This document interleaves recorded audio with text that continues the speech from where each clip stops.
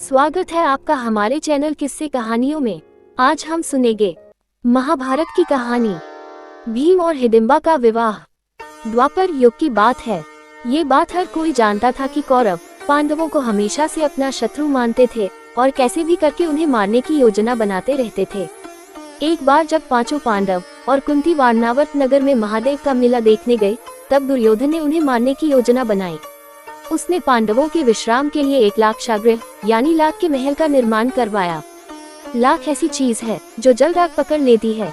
रात को जब सभी विश्राम कर रहे थे, तभी महल में आग लगा दी गई।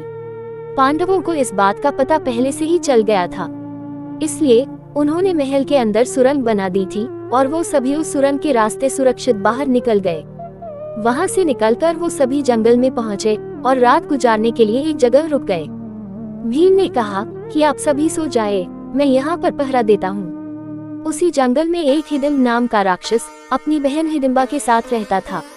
वह इंसानों को खाकर अपनी भूख मिटाता था। उस रात राक्षस ने अपनी बहन हिडिंबा को कहा कि उसे भूख लग रही है, वह किसी इंसान को पकड़कर लेकर आए। भाई की बात सुनकर हिडिंबा जंगल में यहाँ वहाँ घूमकर किसी मनुष्य को ढूंढने लगी। तभी उसकी नजर भीम पर पड़ी और वह भीम पर मोहित हो गई। उसने मन में सोचा कि अगर मैं विवाह करूंगी तो इस महापुरुष से ही करूंगी, अन्यथा अपने प्राण त्याग दूंगी। यह विचार कर हिडिंबा सुंदर स्त्री का रूप बदलकर भीम के पास गई और विवाह का प्रस्ताव रखा। जब इस बात का पता उसके राक्षस भाई को चला तो वह अपनी बहन को मारने के लिए दौड़ा।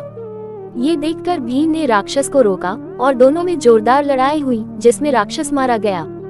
शोर सुनकर कुंती और चारों भाई भी नींद से जाग गए। हिडिंबा ने फिर से भीम को विवाह करने का प्रस्ताव दिया, जिसे भीम ने ठुकरा दिया, लेकिन माता कुंती के समझाने पर हाँ कर दी। भीम और हिडिंबा का गंधर्व विवाह जंगल में संपन्न हुआ और कुछ समय बाद उनके घर एक पुत्र का जन्म हुआ। उसका नाम घटोत्कच रखा गया।